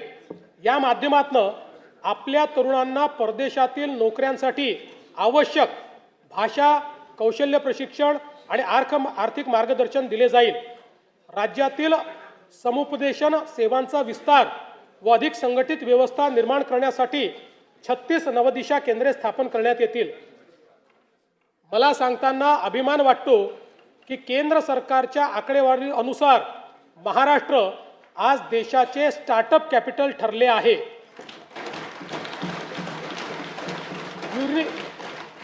युनिकॉर्न्सच्या संख्येतही आपलेच राज्य देशात प्रथम क्रमांकावर आहे. राज्याला जागतिक केंद्र बनवण्यासाठी आम्ही नवीन स्टार्टअप व नाविन्यता धोरण 2025 जाहीर केले आहे. पुढील 5 वर्षात 1,25,000 उद्योजक घडवणे आणि 50,000 स्टार्टअप्सला बळ देणे हे आमचे उद्दिष्ट आहे. तळागाळातील नवोद्योजकांना आर्थिक बळ देण्यासाठी आपण मुख्यमंत्री उद्योजकता महाफंड स्थापन करत आहोत. यातून निवडक स्टार्टअप्सला थेट आर्थिक मदत दिली जाईल. या उपक्रमाअंतर्गत 50 सर्वोत्तम स्टार्टअप्सची निवड केली जाईल. त्यांना त्यांचे नाविन्यपूर्ण प्रकल्प शासकीय विभागामध्ये राबविण्यासाठी 25 लाख रुपयापर्यंतची कामे निविदेशिवाय थेट दिली जातील.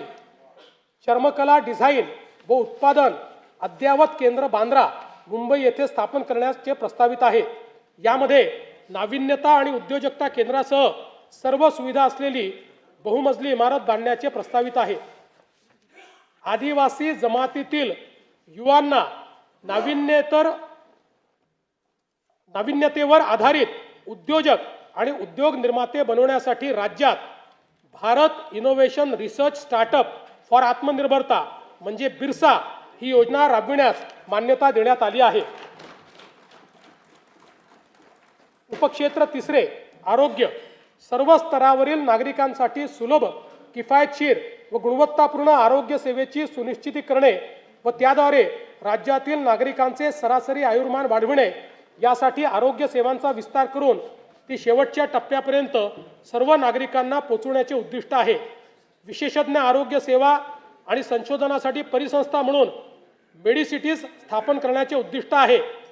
प्राथमिक, द्वितीयक आणि तृतीयक आरोग्य सेवांचा विस्तार करण्याचे नियोजन आहे. ताणतणाव, जीवनशैलीजन्य आजार, मानसिक आरोग्य तसेच प्रतिबंधात्मक आरोग्य सेवेसाठी सातारा जिल्ह्यातील दरे परिसरात निसर्गोपचार केंद्र उभारण्यात येईल. तसेच मुंबई महानगर परिसरात वैदिज्ञान, संगीत, परंपरेवर आधारित वेलनेस उत्कृष्टता केंद्र विकसित करण्यात येईल.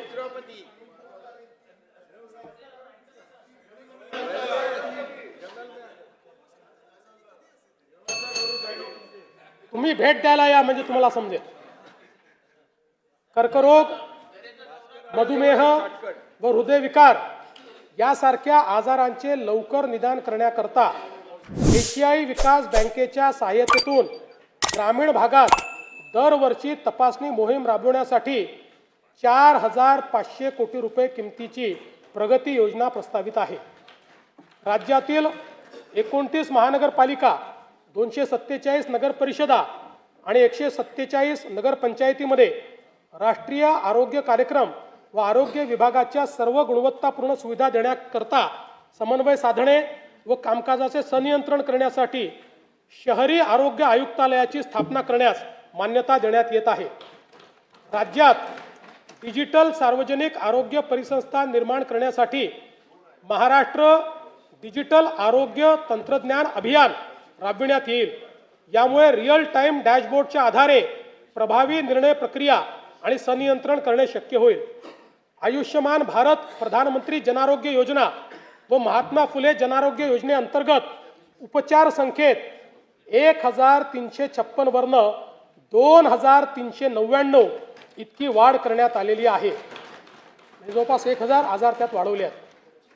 आणि अंगीकृत रुग्णालयाची संख्या 1,792 वरन 4,537 पर्यंत वाढवण्यात आली आहे. या योजनेअंतर्गत जास्त खर्च होणाऱ्या 9 प्रकारच्या अवयव प्रत्यारोपणाच्या उपचारासाठी 22 लक्ष रुपयेपर्यंतची रक्कम राज्य आरोग्य हमी सोसायटीच्या निधीतून देण्यास मान्यता देण्यात आलेली आहे. 22 लक्ष रुपयेपर्यंत राज्य सरकार देईल.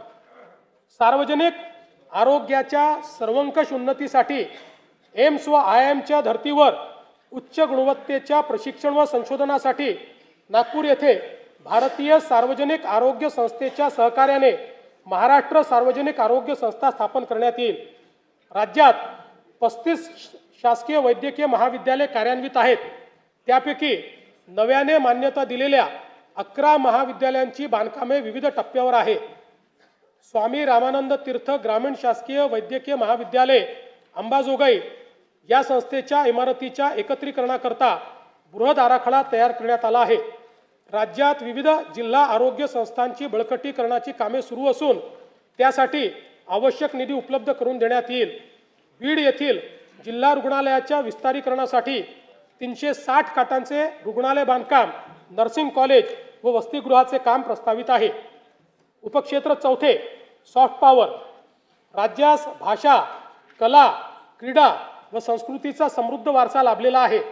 या बाबीचे जतन, संवर्धन आणि त्याचा प्रसार करणे, सांस्कृतिक वारशाचे महत्त्व विशद करणे, अधिकाधिक प्रसिद्धी देऊन त्यांना आंतरराष्ट्रीय व्यासपीठ उपलब्ध करून देण्याचे उद्दिष्ट आहे. राष्ट्रीय व आंतरराष्ट्रीय दर्जाचे खेळाडू निर्माण करण्याकरिता राज्यातील क्रीडा पायाभूत सुविधा व प्रशिक्षणावर विशेष भर देण्यात येणार आहे.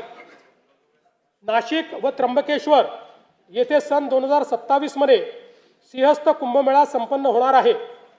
कुंभमेळ्याच्या आयोजनासाठी प्राधिकरणाची स्थापना करण्यात आली असून नाशिक व त्र्यंबकेश्वर येथे कुंभमेळ्याच्या निमित्त देशभरातून आणि परदेशातून मोठ्या प्रमाणात भाविक येतील. या कुंभमेळ्याचे सुयोग्य आयोजनासाठी एकात्मिक विकास आराखडा तयार करण्यात आला असून त्याकरता आवश्यक तो सर्व निधी उपलब्ध करून देण्यात येत आहे. या अंतर्गत गोदावरी नदी स्वच्छता, त्र्यंबकेश्वर येथे उपसा योजनेद्वारे अमृतस्नान व पिण्याच्या पाण्याची व्यवस्था, मलनिस्सारण प्रकल्प, घाट सुशोभीकरण व इतर सुशोभीकरणाची कामे प्रगतीपथावर आहेत. नाशिक विमानतळ, Nashik ring road, Nashik railway station, Nashik bus station इत्यादी सर्व पायाभूत सुविधांच्या श्रेणीवर्धनाची कामे पूर्ण करण्याचे नियोजन आहे. युनेस्कोच्या जागतिक वारसा नामांकन प्राप्त 12 किल्ल्यांमध्ये राज्यातील रायगड, राजगड, प्रतापगड, साल्हेर, लोहगड, शिवनेरी, पन्हाळा, खांदेरी, सुवर्णदुर्ग, सिंधुदुर्ग, विजयदुर्ग आणि तामिळनाडू राज्यातील जिंजी या किल्ल्यांचा समावेश आहे. या ऐतिहासिक किल्ल्यांचे जतन करण्याकरता आवश्यक उपाययोजना करण्यात येत आहेत. आंबेगाव बुद्रुक, तालुका हवेली, जिल्हा पुणे येथे शिवसृष्टी प्रकल्पासाठी आणि सिंधुदुर्ग जिल्ह्यातील राजकोट किल्ला परिसर विकासासाठी आवश्यक निधी उपलब्ध करून देण्यात येईल. आग्रा येथे छत्रपती शिवाजी महाराजांचे स्मारक व पानिपत हरियाणा काला अम येथे मराठा शौर्य स्मारक उभारण्यास मान्यता देण्यात आली आहे. या स्मारकांच्या जागा निश्चितीसाठी संबंधित राज्य सरकारशी समन्वय साधण्यात येत आहे. स्वराज्यासाठी प्राणाची आहुती देणारे छत्रपती संभाजी महाराजांच्या मौजे तुळापूर येथील भव्य स्मारकाचे काम जून 2026 पर्यंत पूर्ण करण्याचे नियोजन आहे. मौजे वडू बुद्रुक येथील समाधीस्थळाचे काम जून 2027 पर्यंत पूर्ण करण्याचे नियोजन आहे. संगमेश्वर, जिल्हा रत्नागिरी येथील स्मारकाच्या कामाचा नियोजन आराखडा अंतिम टप्प्यात असून हे काम देखील लवकरच हाती घेण्यात येईल. छत्रपती संभाजी महाराज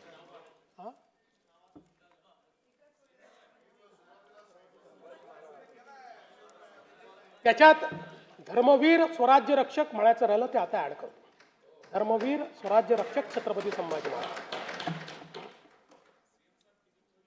सातारा जिल्ह्यातील अजिंक्यतारा किल्ल्याचे तसेच संगम माहुली, सातारा येथील महाराणी ताराबाई आणि छत्रपती शाहू महाराज यांच्या समाधीस्थळाचे जतन, संवर्धन व जीर्णोद्धार करण्यात येईल. थोर समाज सुधारक महात्मा ज्योतिराव फुले यांचे जन्मगावी मौजे कडगुण, तालुका खटाव, जिल्हा सातारा येथे भव्य स्मारक उभारण्याचे प्रस्तावित आहे.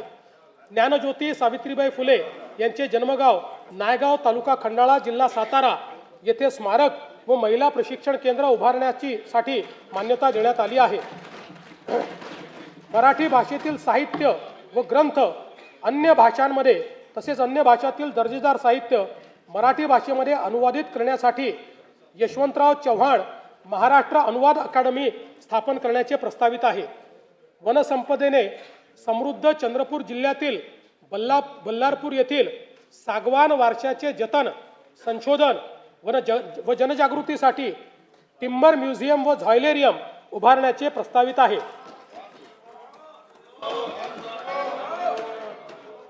सन 2036 मध्ये होणाऱ्या ऑलिम्पिक स्पर्धांचे आयोजन करण्यासाठी भारत प्रयत्नशील आहे.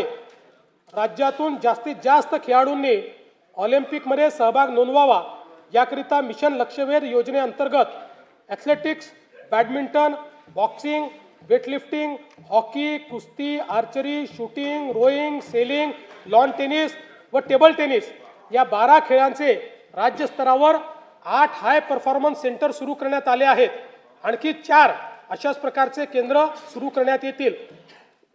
विभाग स्तरावर 25 क्रीडा उत्कृष्टता केंद्रे व जिल्हा स्तरावर 96 क्रीडा गुणवत्ता विकास केंद्रे सुरू करण्यात येतील.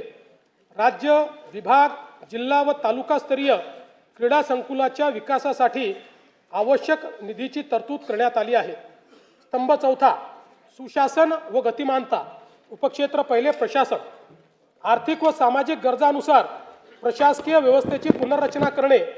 अधिकारी कर्मचारी यांचे सेवा प्रवेश नियम ते निवृत्तीपर्यंत सेवा प्रक्रिया स्वयंचलित पद्धतीने करणे आणि कृत्रिम बुद्धिमत्तेचा आणि खाजगी क्षेत्राच्या साहाय्याने नागरी सेवा पुरविण्यात अव्वल राज्याचा दर्जा प्राप्त करण्याचे आपले ध्येय आहे.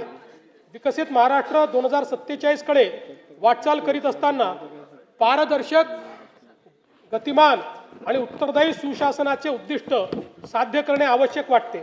त्याकरिता प्रशासकीय विभागांचे सेवा प्रवेश नियमांचे एकत्रीकरण, प्रमाणीकरण आणि सुलभीकरण करण्यात आले आहे.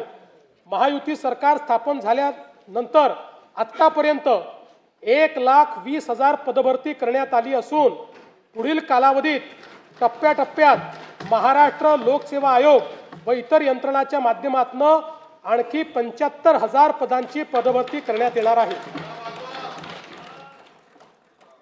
राज्यातील नागरिकांना शासकीय योजना आणि सेवा सहज, सुलभ आणि उत्तरदायी पद्धतीने देण्याकरता शासकीय प्रक्रिया पुनर्रचना उपक्रम हाती घेण्यात आला आहे. या अंतर्गत अर्ज प्रक्रियेमधील अनावश्यक माहिती, कागदपत्रे तसेच छाननी प्रक्रियेचे टप्पे व लागणारा कालावधी लक्षणीयरित्या कमी करण्यात येत आहे. यासाठी आपले सरकार पोर्टल 2.0, मैत्री पोर्टल 2.0, महाडीपीटी 2.0 नव्याने विकसित करण्यात येत आहे.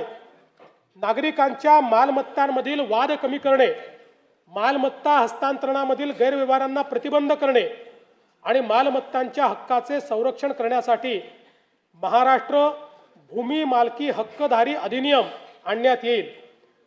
उपक्षेत्र दुसरे, तंत्रज्ञान. प्रभावी शासनासाठी सर्व नागरिक आणि व्यवसाय सेवा डिजिटलायझेशन. राज्यात प्रगत तंत्रज्ञानाच्या पायाभूत सुविधा स्थापन करण्याचे उद्दिष्ट आहे. जमिनीचे 100% व्यवहार संगणकीकृत करणे, 100% ई ऑफिसचा स्वीकार आणि कागदविरहित शासकीय कामकाज सुरू करण्याचे नियोजित आहे.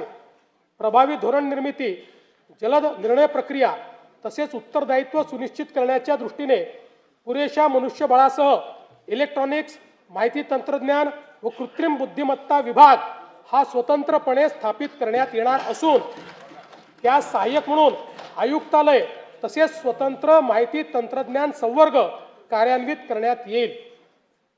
राज्यातील माहिती तंत्रज्ञान व बुद्धिमत्ता क्षेत्र गतिमान करण्याच्या उद्देशाने ओपन एआय व सर्वम एआय या जागतिक व राष्ट्रीय स्तरावरील नामवंत संस्थांसोबत हेतुपत्र करण्यात आले आहे.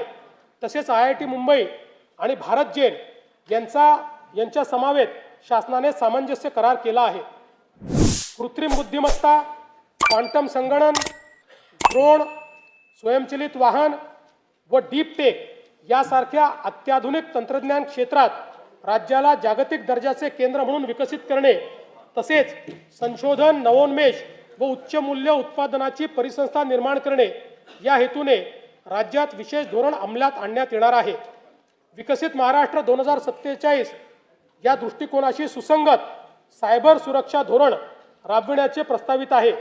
राज्याला सुरक्षित, विश्वासार्ह आणि भविष्यासाठी सज्ज असे डिजिटल राज्य बनवणे हे या धोरणाचे प्रमुख उद्दिष्ट आहे.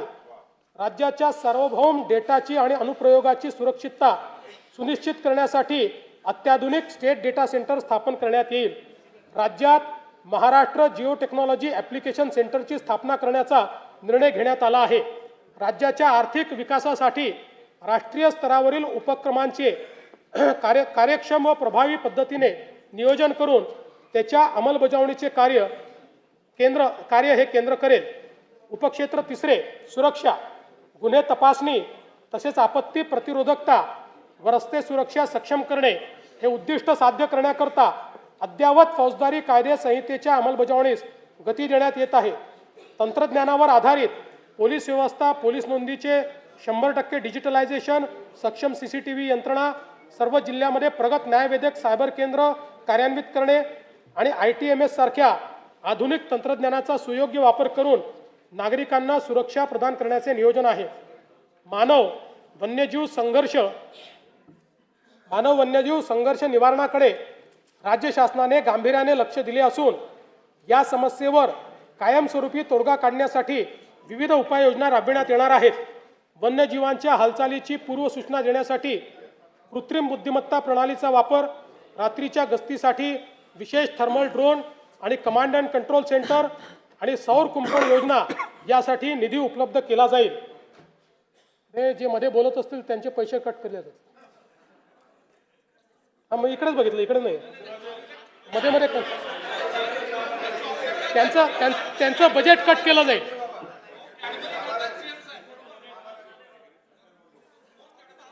त्यांना परमनंट नाशिकमध्ये बसवण्यात येईल.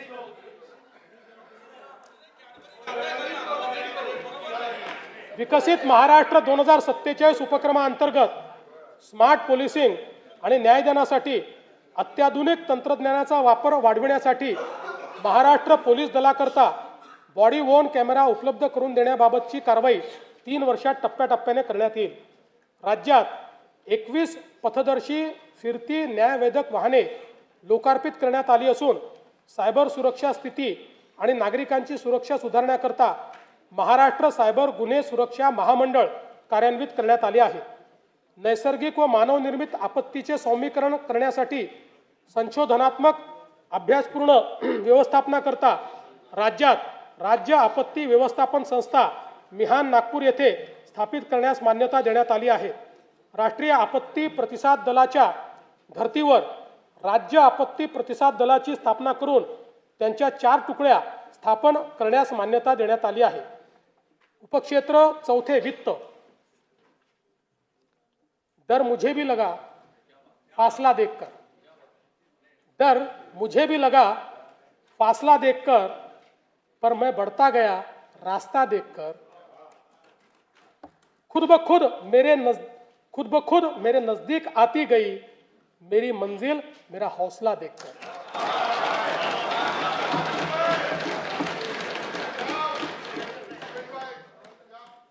खर्चाचे सुसूत्रीकरण, महसूल प्रणालीचे आधुनिकीकरण, कामगिरीवर आधारित अंदाजपत्रकाची सुनिश्चिती आणि पर्यायी वित्तपुरवठ्याच्या स्रोतांचा वापर या उपक्रमाद्वारे दूरदर्शी आर्थिक व्यवस्थापन आणि पर्यायी शाश्वत राजकोषीय मार्ग सुनिश्चित करणे हे राज्याचे उद्दिष्ट आहे. विकसित महाराष्ट्र 2047चे स्वप्न साकार करण्यासाठी सार्वजनिक गुंतवणुकीबरोबर खाजगी गुंतवणुकीची आवश्यकता आहे. त्याकरिता महाराष्ट्र सार्वजनिक खाजगी भागीदारी धोरणास मान्यता देण्यात आली आहे.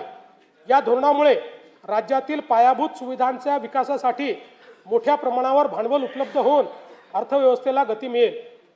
देशाच्या एकूण वस्तू व सेवा कर संकलनात राज्य देशात प्रथम क्रमांकावर असून राज्याचा महसूल वाढीचा दर देशाच्या सरासरीपेक्षा जास्त आहे. वस्तू व सेवा कर दराच्या पुनर्रचनेमुळे उत्पादन व उपभोग यामध्ये सकारात्मक वाढीचा दर दिसून येतो आहे, कल दिसून येतो आहे. सन 2025-26 च्या अंदाजपत्रकात 5,60,964 कोटी रुपये महसुली जमा अपेक्षित केली होती. महसुली जमेचे सुधारित अंदाज हे 6,01,489 कोटी रुपये निश्चित करण्यात आले आहेत. 6,01,489 कोटी. सन 2025-26च्या एकूण खर्चाचे अर्थसंकल्पीय अंदाज 7,20,00,000 कोटी रुपये व सुधारित अंदाज 7,55,920 कोटी रुपये असून भांडवली व कल्याणकारी योजनांवरील खर्चात झालेल्या वाढीमुळे सन 2025-26 या वर्षाच्या एकूण खर्चाच्या सुधारित अंदाजात वाढ करण्यात आली आहे. सन 2026-27 या आर्थिक वर्षात जिल्हा वार्षिक योजनेअंतर्गत 21,867 कोटी रुपयांची भरीव तरतूद करण्यात आली आहे. गेल्या वर्षीच्या तुलनेत ही तरतूद 1,702 कोटी रुपयांनी अधिक आहे. सन 2026-27 मध्ये कार्यक्रम खर्चाची रक्कम 2,75,626 कोटी इतकी निश्चित करण्यात आली आहे. त्यामध्ये अनुसूचित जाती घटक कार्यक्रमासाठी 23,150 कोटी रुपये तर आदिवासी घटक कार्यक्रमाकरता 21,723 कोटी रुपये इतक्या नियत व्ययाचा समावेश आहे. सन 2026-27च्या अर्थसंकल्पामध्ये एकूण खर्चासाठी 7,69,467 कोटी रुपयांची तरतूद केली आहे. सन 2026-27च्या अर्थसंकल्पामध्ये महसुली जमा 6,16,099 कोटी रुपये तर महसुली खर्च 6,56,651 कोटी रुपये अंदाजित केला आहे. परिणामी 40,552 कोटी रुपये अंदाजित तूट येत आहे. राजकोषीय सुधारणांमध्ये राज्य नेहमीच अग्रेसर राहिला आहे. राजकोषीय उत्तरदायित्व व वित्तीय व्यवस्थापन कायद्यानुसार राजकोषीय तूट स्थूल राज्य उत्पन्नाच्या 3% कमी ठेवण्यात यंदाही शासन यशस्वी ठरले आहे। तसेच राज्याची महसुली तूट ही देखील सातत्याने स्थूल राज्य उत्पन्नाच्या 1% कमीच राहिलेली आहे। सन 2026-27 ची राजकोषीय तूट 1,50,491 कोटी रुपये आहे। यानंतर मी अर्थसंकल्पाच्या भाग 2 कडे वळतो। माननीय अध्यक्ष महोदय, आता मी अर्थसंकल्पाचा भाग 2 माननीय सभागृहासमोर सादर करीत आहे। सन 2025-26 या आर्थिक वर्षासाठी राज्याचा स्वतःचा कर महसुलाचा सुधारित अंदाज रुपये 4,09,593 कोटी आहेत। सन 2026-27 या आर्थिक वर्षात राज्याच्या स्वतःच्या कर महसुलाचे अर्थसंकल्पीय उद्दिष्ट 4,15,653 कोटी एवढे निश्चित करण्यात आले आहे।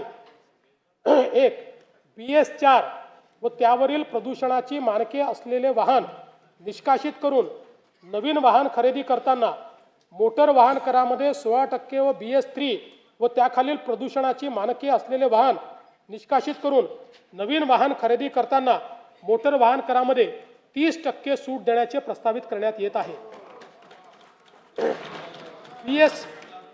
BS4 व त्याखालील वायू प्रदूषणाची मानके असलेल्या परिवहनेतर खाजगी संवर्गातील वाहनांच्या पर्यावरण करामध्ये दुचाकी वाहनांवर रुपये 2,000 वरनं रुपये 4,000, हलके मोटर वाहन पेट्रोल कार यावर 3,000 वरनं रुपये 6,000 व हलके मोटर वाहन डिझेल कार यावर रुपये 3,500 वरनं रुपये 7,000 एवढी वाढ करण्याचे प्रस्तावित करण्यात आले आहे। नाही, यांनी फक्त 160 कोटीच मिळणार आहेत, पण हे याकरता केलं आहे की आपल्याला आता पुढे EVला त्या ठिकाणी बळ द्यायचं आहे आणि असे प्रदूषण करणारी वाहनंही कमी झाली पाहिजे। म्हणून सध्या राज्यात क्रेन आरोहित वाहने क्रेन माउंटेड व्हेकल यांना वाहन किमतीच्या 7% प्रमाणे एक रकमी कर आकारण्यात येतो। अशा वाहनांना मोटर वाहन कराची कमाल मर्यादा म्हणजेच रुपये 30 लाख करण्याचे प्रस्तावित आहे। महाराष्ट्र मुद्रांक अधिनियम कलम 59, 60, 63A व 68A या कलमांमध्ये कमी मुद्रांकांवर दस्त निष्पादित केल्यास अपराध सिद्धीनंतर सक्त मजुरी व शास्तीची तरतूद आहे। सदर शास्तीच्या रकमेत फेररचना करून 5,000 वरनं 1,00,000 रुपयापर्यंत वाढ करण्याचे प्रस्तावित आहे। यामुळे कमी मुद्रांकावर दस्त निष्पादन करण्याचे प्रमाण नियंत्रणात येईल। प्रगतिशील, शाश्वत, सर्वसमावेशक, सुशासन या 4 सूत्रांना घेऊन हा अर्थसंकल्प मी सादर केला। त्याच सूत्रांवर 4 ओळी सादर करून अर्थसंकल्पीय भाषणाचा मी शेवट करतो। युग नव्या प्रगतीचे शाश्वत आणि दमदार विकासाचे, सुशासन आणि सर्वसमावेशकतेचे, नाविन्यतेचे आणि पारदर्शी प्रामाणिकतेचे सूत्र हेच विकसित महाराष्ट्राचे। वरील प्रस्तावांना सन्माननीय सदस्यांचा पाठिंबा मिळेल असा माझा विश्वास आहे। जय हिंद, जय महाराष्ट्र। सन 2026-2027 या वर्षाच्या अर्थसंकल्प सभागृहात सादर करण्यात आला।